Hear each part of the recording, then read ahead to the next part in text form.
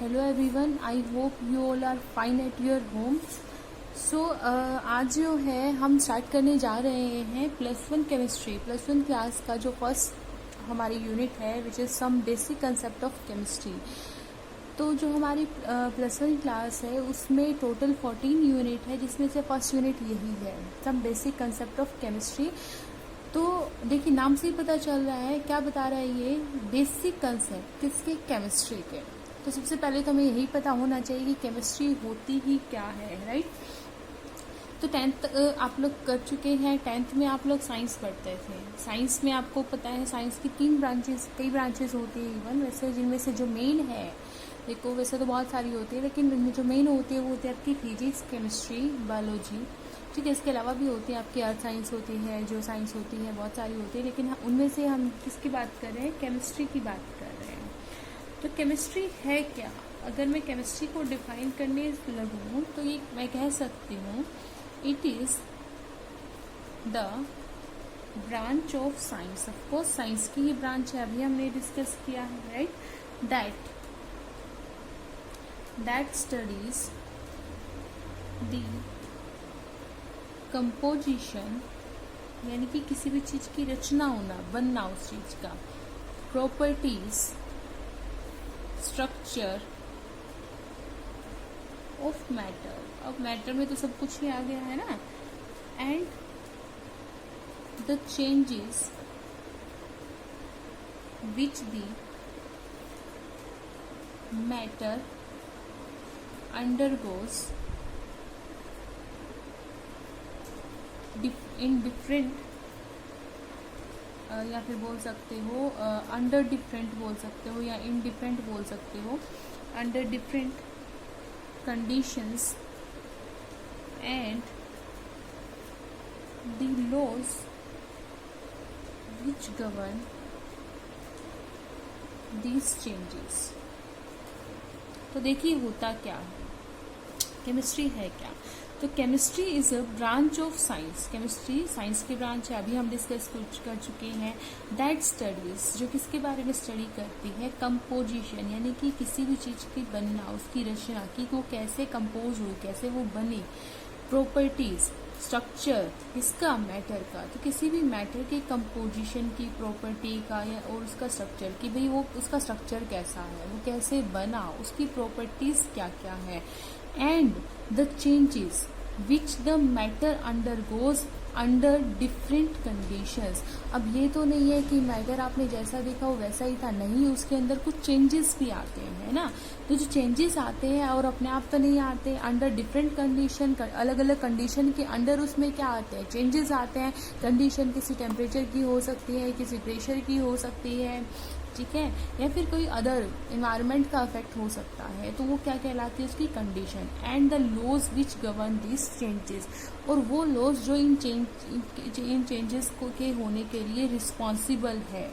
तो ओवरऑल अगर मैं बात करूँ तो केमिस्ट्री क्या है, केमिस्ट्री एक तरीके की स्टडी है। वो स्टडी किस चीज़ की है, जिसमें हम मैटर के, किसी भी मैटर के बारे में जानते हैं कि वो मैटर कैसे बना, ठीक है, उस मैटर की प्रॉपर्टीज क्या क्या है और उस मैटर का स्ट्रक्चर क्या क्या है, ठीक है। साथ ही साथ क्या देखते हैं, उस मैटर के अंदर जो चेंजेस आते हैं और वो चेंजेस किन किन कंडीशन के अंडर आए हैं। चेंजेस आए हैं तो किसी कंडीशन के अंदर चेंजेस आए होंगे। प्लस में क्या कहेंगे कि वो जो चेंजेस है, हम वो जो उन चेंजेस को एक्सप्लेन करेंगे वो कुछ लॉज के अंदर करेंगे। तो यानी कि वो जो चेंजेस है वो गवर्न किए गए होंगे बिकॉज ऑफ सम लॉ, ठीक है। तो ये होती है आपकी केमिस्ट्री। उसके बाद में हम बात करेंगे कि केमिस्ट्री का यूज़ कहाँ कहाँ है, यानी कि अगर मैं बात करूँ एप्लीकेशंस के बारे में, तो एप्लीकेशन ऑफ केमिस्ट्री कहाँ कहाँ है। तो मैं इसको रिवर्स बोलूँगी कि कहाँ कहाँ केमिस्ट्री का यूज़ नहीं है। तो केमिस्ट्री जो है हर फील्ड में हमारी यूज़ होती है, चाहे वो जो हमारा फील्ड है वो एग्रीकल्चर से रिलेटेड है, चाहे वो हमारा फूड से रिलेटेड है, चाहे वो हमारा मेडिसिन से रिलेटेड है, वारफेयर से रिलेटेड है, ठीक है, ट्रांसपोर्टेशन से रिलेटेड हो सकता है, राइट। ठीक है, कंप्यूटर से रिलेटेड हो सकता है और बहुत सारे जो है जिसमें हम क्या करते हैं, हमारे डेली रूटीन की जो लाइफ है, डेली लाइफ में जो हमारे बेसिक नीड्स हैं, बेसिक नीड्स को मीट कराने के लिए में जो चीज़ें यूज़फुल होती हैं वो तो सभी की सभी चीज़ें किससे रिलेटेड है, हमारी केमिस्ट्री से रिलेटेड। एग्रीकल्चर का एग्जांपल उठाती हूँ तो जितने भी फर्टिलाइजर्स हैं, पेस्टिसाइड्स वगैरह हैं, वो इनमें क्या होते हैं, हमारे केमिकल्स होते हैं, उनसे उनसे क्या बनते हैं, हमारे फर्टिलाइजर्स वगैरह बनते हैं, पेस्टिसाइड, तो उनमें भी क्या है, आपके केमिकल्स का यूज़ है, वहाँ भी आपकी केमिस्ट्री आती है। ठीक है, फूड आपका जो खाना है, ठीक है, अब पेस्टिसाइड जो आपके फर्टिलाइजर्स हैं वो कहाँ डलता है, खेतों में ही तो डलता है। खेतों में क्या है, आपकी जो क्रॉप्स है वो उगती हैं, वेजिटेबल्स हैं जो हमारे खाने में यूज़ होती हैं।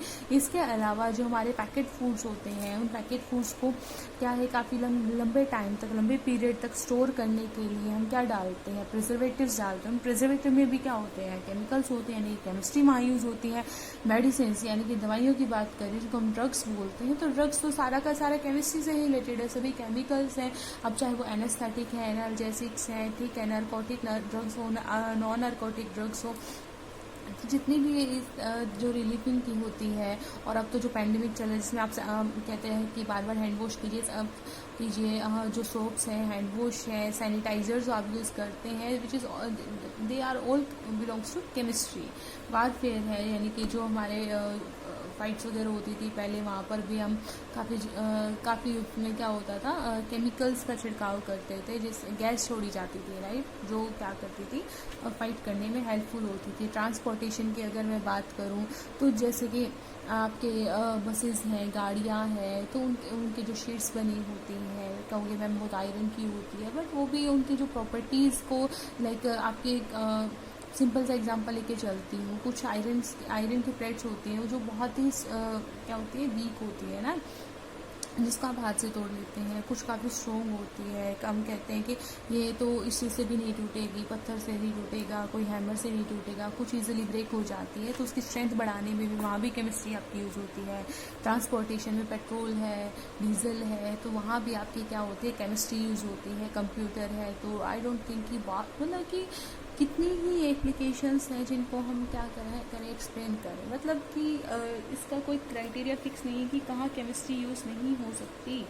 तो केमिस्ट्री जो है हर जगह पे इसका यूज़ होता है, ठीक है।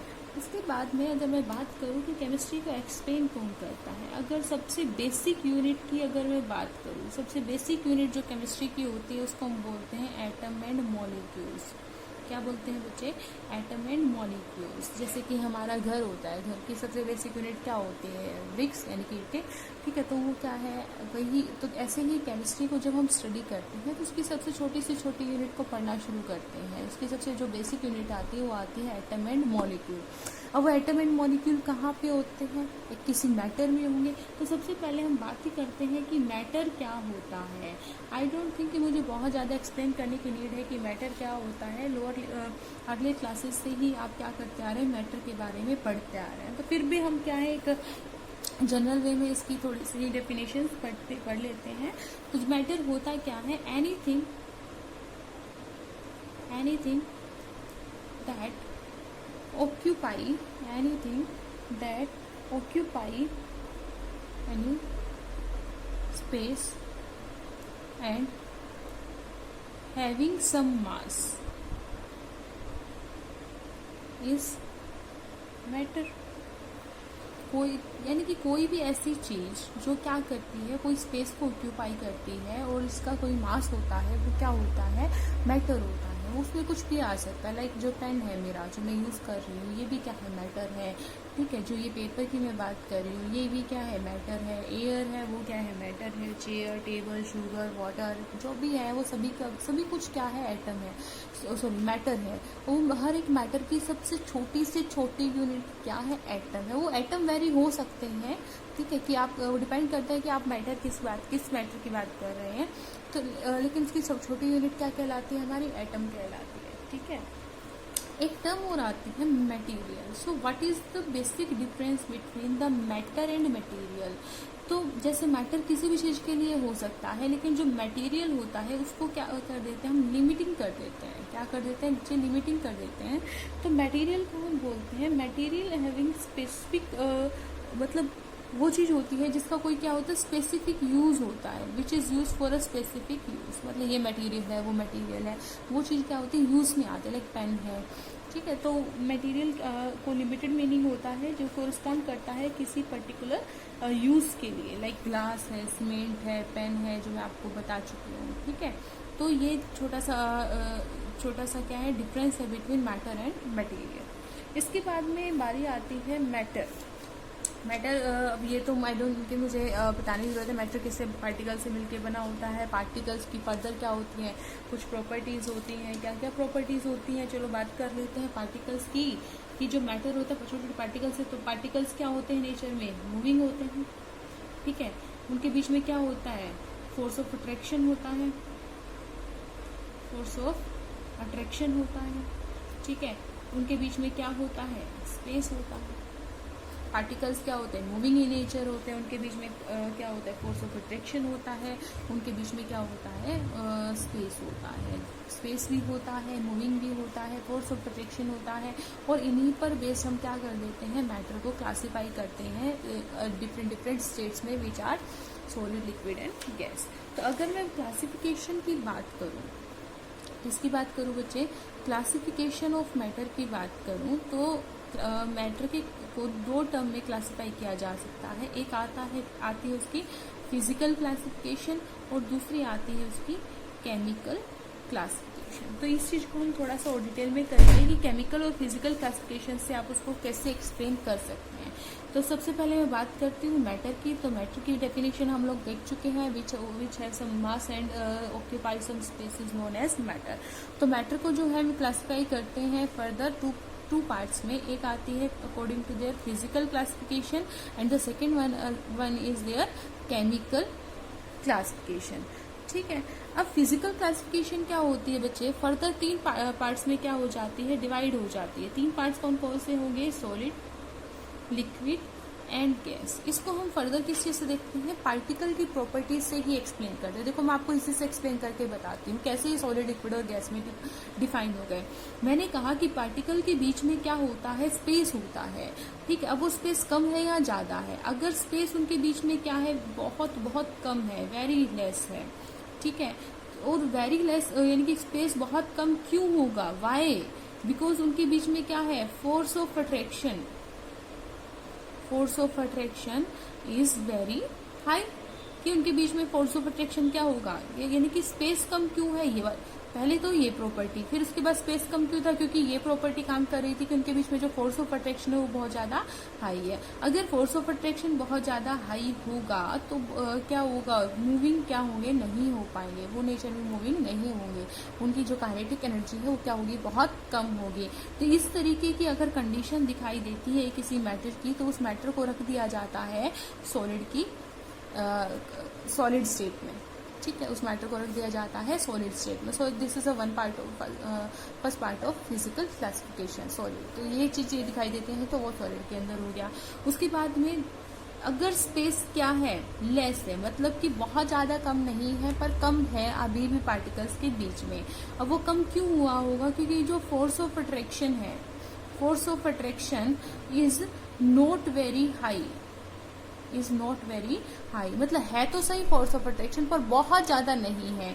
दैट्स वाई क्या है, उनके बीच में क्या मिलेगा, हमें थोड़ा सा स्पेस देखने को मिलेगा। और वो स्पेस किस वजह से आए, क्योंकि वो एक दूसरे से कहीं दूर जा रहे होंगे। अब दूर क्यों जा रहे होंगे, क्योंकि वो नेचर में भी कैसे होते हैं, वो मूविंग होते हैं, वो मूव कर रहे होंगे। मूव कितना कर पाएंगे उनके फोर्स ऑफ अट्रैक्शन पे डिपेंड करता है। अब जितना फोर्स ऑफ अट्रैक्शन उनके अकॉर्डिंग उनके बीच में क्या होगा, स्पेस होगा। तो इस तरीके की स्टेट को हम किस में रख देते हैं, लिक्विड स्टेट में। ठीक है, उसके बाद में आता है कि थर्ड आता है कि जिसमें क्या हो, जो स्पेस है वो क्या हो, काफी हाई हो, बहुत ज्यादा स्पेस है बीच में। वो बहुत ज्यादा स्पेस क्यों हुआ होगा कि जो उनके बीच में पार्टिकल्स हैं उनके बीच में जो फोर्स ऑफ अट्रैक्शन है, क्या है बच्चे, फोर्स ऑफ अट्रैक्शन है वो क्या रहा होगा, फोर्स ऑफ अट्रैक्शन नेग्लिजिबल रहा होगा, है ना, क्या रहा होगा, नेग्लिजिबल रहा होगा। अगर फोर्स ऑफ अट्रैक्शन नेग्लिजिबल है तो पार्टिकल की जो थर्ड प्रॉपर्टी होती है मूविंग की, तो वो क्या करते रहेंगे, मूव करते रहेंगे।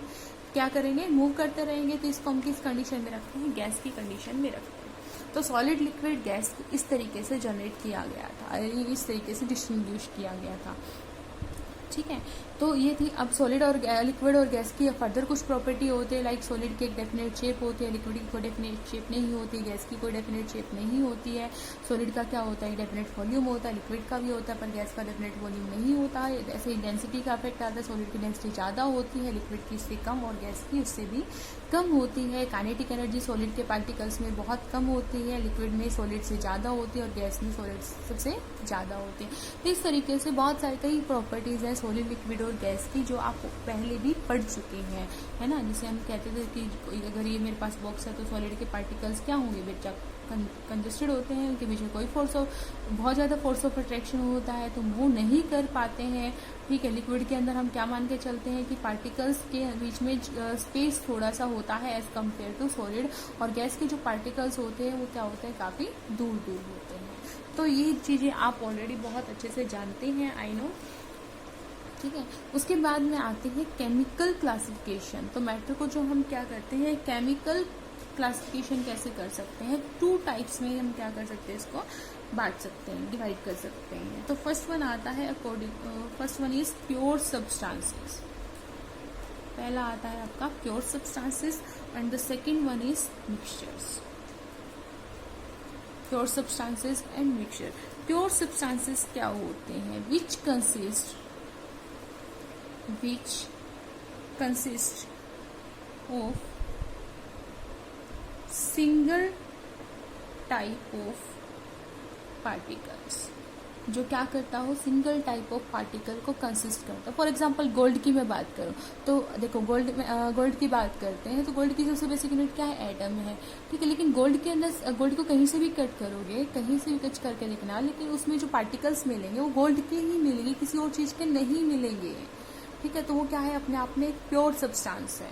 तो प्योर सब्सटेंस में क्या होता है, जो क्या करता हो, एक सिंगल टाइप का ही क्या रखता हो, पार्टिकल रखता हो। उसके बारे में बात करती हूँ मिक्सचर्स की, जो क्या रखता हो, more than one kind of pure form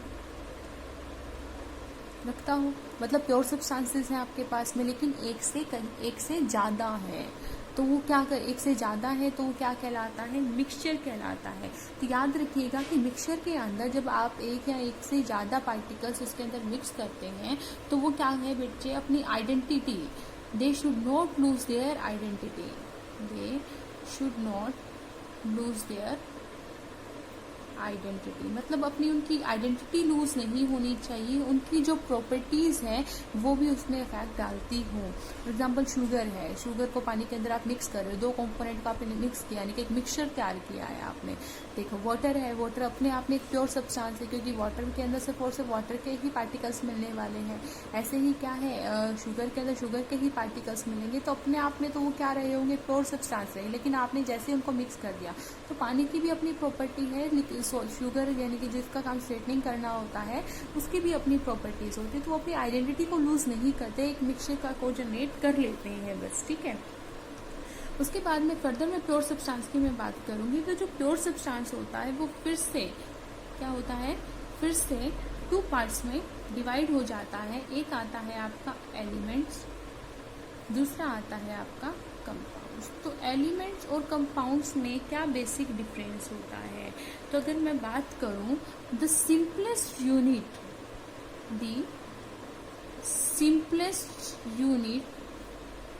of a pure substance, ठीक है, which can neither be decomposed into decomposed nor built from simpler substances। मतलब आपने प्योर सब्सटेंस का ही एग्जांपल लेना है। जैसे गोल्ड है, मैं गोल्ड का फिर से ही ले रही हूँ, तो गोल्ड की जो सबसे छोटी यूनिट है जिसको आप क्या कर सकते हो, तोड़ नहीं सकते हैं फर्दर, और उसको सिंपल सब्सटेंसेस यानी कि सिंपल सब्सटेंसेस की हेल्प से विदाउट एनी कंडीशन तो आप उसको जोड़ भी नहीं सकते हैं, तो वो क्या कहलाता है बच्चे, एलिमेंट कहलाता है, ठीक है। तो अगर मैं कंपाउंड की बात करूं तो जो कंपाउंड है, compound is obtained by the union of two or more elements in a definite proportions. मतलब क्या है, ये तो सबसे सिंपलेस्ट फॉर्म में आ गई। और कंपाउंड की अगर मैं बात करूँ तो जो कंपाउंड होता है वो क्या होता है, obtained by the union of two or more element. मतलब एलिमेंट सबसे छोटी यूनिट है, अब उन एलिमेंट को जोड़ रहे हैं, एलिमेंट को मिक्स कर रहे हैं, किसमें, एक डेफिनेट प्रोपोर्शन में। ये नहीं है किसी भी प्रोपोर्शन में आपने मिक्स कर दिया और कंपाउंड बन जाएगा, दैट इज नॉट पॉसिबल। तो किसी भी कंपाउंड के बनने के लिए हर एक चीज का क्या होता है, अपना एक डेफिनेट प्रोपोर्शन होता है, ठीक है। तो एक डेफिनेट प्रोपोर्शन में हम क्या करते हैं, उसको मिक्स करते हैं, तो वो क्या बन जाता है, कंपाउंड बन जाता है, ठीक है। और क्या करता है, एक सूटेबल केमिकल मेथड का तो ऑब्वियसली बात हम यूज़ करेंगे ही। जैसे मैंने कहा था कि एलिमेंट को क्या है, हम सिंपलर सब्सटेंसेस से बिल्टअप नहीं कर सकते, किसी पर्टिकुलर मतलब हम अंडर किसी कंडीशन के अंडर ही जाके उसको क्या कर सकते हैं, मिक्स कर सकते हैं, ठीक है। तो उसके बाद में जो बारी आती है हमारी, इसी को ही मैं आगे बढ़ाऊंगी। जो एलिमेंट्स होते हैं वो फर्दर कितने टाइप के होते हैं बच्चे, 3 टाइप के होते हैं। एक होता है आपका मेटल, फिर आता है आपका नॉन मेटल, और एक आता है आपका मेटलॉइड। ये आप ऑलरेडी पढ़ के आ चुके हैं, मेटल, नॉन मेटल और मेटलॉइड्स क्या होते हैं। मेटल्स जो क्या करते हैं, इलेक्ट्रॉन को इजीली यूज कर देते हैं, नॉन मेटल जो इलेक्ट्रॉन एक्सेप्ट करते हैं, मेटलॉइड जो मेटल और नॉन मेटल दोनों की प्रॉपर्टीज रखता हो, ये इलेक्ट्रॉन यूज कर देते हैं। हमने केमिकल वे में पढ़ा था। अदरवाइज हमने मेटल की कुछ और प्रॉपर्टीज भी पढ़ी हुई हैं, लाइक मेटल लशीरियस होते हैं, मेटल हार्ड होते हैं, ठीक है। मेटल क्या करते हैं, सोनोरस होते हैं, मैलिएबल होते हैं, डक्टाइल होते हैं। नॉन मेटल क्या होते हैं, ये प्रॉपर्टी शो नहीं करते। जो मेटल और नॉन मेटल दोनों की प्रॉपर्टी शो करता है वो क्या कहलाता है, आपका मेटलॉइड्स कहलाते हैं, राइट। उसके बाद में अगर मैं कंपाउंड की बात करूँ तो compound are also of 2 types, one of which is inorganic compounds. एक आता है उनमें से हमारे पास में inorganic compounds, and the second one is organic compounds. Inorganic compounds and organic compounds. तो बच्चे इनऑर्गेनिक कंपाउंड्स क्या होते हैं, इनऑर्गेनिक कंपाउंड्स होते हैं जो किससे मिलते हैं, which are obtained from non living things. Non living things, non living things कैसे हो सकती है, for example rocks, minerals etcetera. तो रॉक्स से, मिनरल से हमें क्या क्या चीज़ें मिलती हैं, वो सारे के सारे आप किसमें पढ़ते हैं, वो कैसे कंपाउंड्स कहलाते हैं, आपके इनऑर्गेनिक कंपाउंड। उसके बाद में बारी आती है हमारी ऑर्गेनिक कंपाउंड्स की। ऑर्गेनिक कंपाउंड्स क्या होते हैं हमारे, which are obtained from living things. Organism भी बोल सकते हैं, लिविंग, लाइक कार्बोहाइड्रेट्स होता है, फैट्स होता है, ऑयल्स होते हैं। ये सारे की सारी चीज़ें कहाँ से मिलते हैं, हमें लिविंग थिंग्स से मिलती है। तो ये किस में आते हैं, हमारे ऑर्गेनिक के अंदर आते हैं, ऑर्गेनिक कंपाउंड्स। उसके बाद में हमारी बारी आती है मिक्सचर्स की। Mixtures are of further 2 types, one of which is homogeneous mixture, second one is heterogeneous mixture. I hope कि आप लोगों ने होमोजीनियस और हेट्रोजीनियस मिक्सचर के बारे में पहले भी पढ़ा होगा। सो होमोजीनियस मिक्सचर क्या होता है, विच हैव यूनिफॉर्म कंपोजिशन। मतलब क्या है, मिक्सचर का मतलब ये क्या था कि आपने 2 या 2 से ज़्यादा कंपोनेंट को आपस में मिक्स किया है। वो मिक्स किस तरीके से हुए हैं वो हमें होमोजीनियस और हेट्रोजीनियस से पता चलता है, ठीक है। तो अगर वो कम्प्लीटली मिक्स हो चुके हैं, यानी कि आप उसको जब फर्दर डिस्टिंग्विश नहीं कर सकते हैं, तो वो क्या कहलाते हैं, आपके होमोजीनियस मिक्सचर कहलाते हैं। फॉर एग्जाम्पल, आपने एक गिलास में पानी लिया, उस पानी के अंदर आपने चीनी डाली, साथ में आपने नमक भी डाल दिया, यानी कि 3 कंपोनेंट आपने मिक्स किए हैं। वो तीनों कंपोनेंट अच्छे से मिक्स हो चुके हैं। क्या आप उनको फर्दर क्या पहली बात तो क्या आपको वो अलग अलग दिखाई दे रहे हैं, नहीं दिखाई दे रहे, ना ही आप उनको सेपरेट कर सकते हैं बाय सिंपल मेथड्स, ठीक है। तो वो क्या तो इस तरीके का जो मिक्सचर होता है वो क्या कहलाता है, आपका होमोजीनियस मिक्सचर, जहाँ पर वो कम्प्लीटली डिजोल्व हो जाते हैं। इसको हम कहते हैं यूनिफॉर्मली डिजोल्व हो जाना। फिर आता है आपका हेट्रोजीनियस मिक्सचर, जिसमें क्या होते हैं नॉन यूनिफॉर्म कंपोजिशन देखने को मिलते हैं। जैसे कि आपने एक गिलास में पानी लिया, फर्दर इस बार आपने शुगर की जगह पे क्या डाल दिया, उसमें कुछ कंकर डाल दिया, यानी कि रॉक्स डाल दी उसके अंदर, हो सकते हैं, या फिर आपने मिट्टी डाल दी, सैंड डाल दी है उसके अंदर। तो क्या होगा, जैसे आपने चॉक पाउडर डाल दिया, तो क्या कर सकते हैं, जब आप उसको देखेंगे तो पानी और जो भी आपने अदर कंपोनेंट उसमें डाल दे, तो अगर वो आपको क्लियरली अलग अलग दिखाई दे रहे, लाइक सैंड आपको दिखाई दे सकती है, ठीक है, और जो आपने क्या डाला है, चॉक डाला है, वो आपको दिखाई देगा। तो इस तरीके, तो वो है तो मिक्सचर ही, क्योंकि आपने दो या दो ज़्यादा कंपोनेंट को आपस में मिक्स किया, लेकिन उनकी जो कंपोजिशन कैसे दिखाई दे रही है, वो हमें अलग अलग दिखाई दे रहे हैं ना। तो वो मिक्सचर क्या कहलाता है आपका, हेट्रोजीनियस मिक्सचर। तो देखो मैटर को मैंने क्या क्या क्लासीफाई किया है, मैटर को टू पार्ट्स में क्लासीफाई कर सकते हैं, टू टाइप से, फिजिकल क्लासिफिकेशन और केमिकल क्लासिफिकेशन। फिजिकल क्लासिफिकेशन के अंडर क्या होते हैं, वो फर्दर 3 टाइप में डिवाइड हो जाते हैं, सॉलिड, लिक्विड और गैस में, जिसके बारे में, जिसकी प्रॉपर्टीज हम लोग काफ़ी बार पढ़ चुके हैं।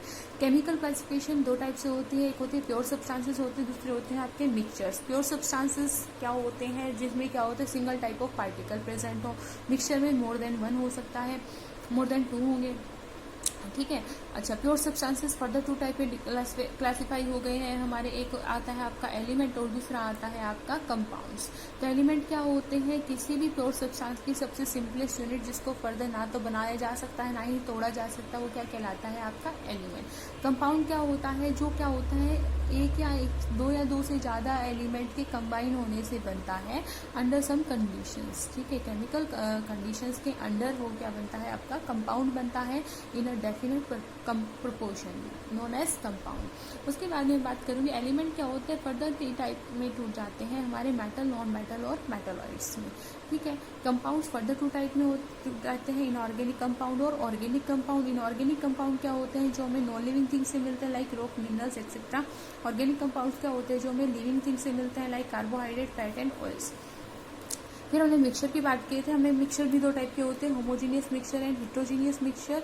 तो होमोजीनियस मिक्सचर क्या होता है, जिनकी एक यूनिफॉर्म कंपोजिशन होती है। हेट्रोजीनियस मिक्सचर क्या होता है, जो एक नॉन यूनिफॉर्म कंपोजिशन रखते हैं।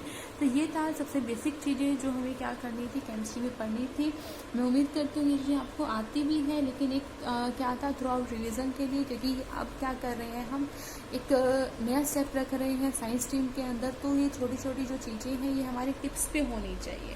तो एक छोटा सा रिवीजन यहाँ पर हम लोगों ने किया है, ठीक है। इसके बाद हम और बेसिक कंसेप्ट्स के बारे में जानना शुरू करेंगे। हम क्या देखेंगे, मैटर की ही प्रॉपर्टी, जो हमारा नेक्स्ट टॉपिक होगा वो क्या होगा, मैटर की ही प्रॉपर्टीज़ पढ़ेंगे, और क्या देखेंगे, इसकी मेजरमेंट्स के बारे में जानेंगे, ठीक है, कि मैटर की क्या क्या प्रॉपर्टीज़ होती है और उसकी मेजरमेंट कैसे करेंगे। आप मेजरमेंट करने, यानी कि मेजरमेंट मापेंगे कैसे, इन टर्म्स ऑफ केमिस्ट्री की बात चल रही है बच्चे, ठीक है। तो वो चीज़ हम कहीं नेक्स्ट लेक्चर में करनी है। टिल देन पढ़ते रहिए, अपना ध्यान रखिएगा। Thank you so much.